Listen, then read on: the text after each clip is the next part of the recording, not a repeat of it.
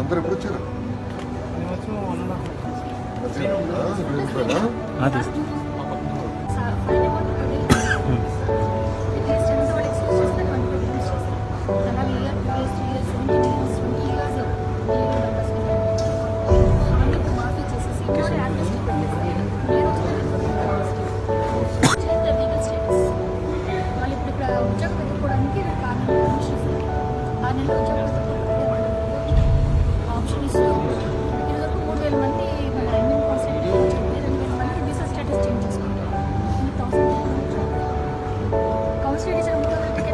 మనం ఏపీఐఎస్ దాంట్లో జాయిన్ చేయాలి, ట్రైన్ చేసి ఎందుకంటే డబుల్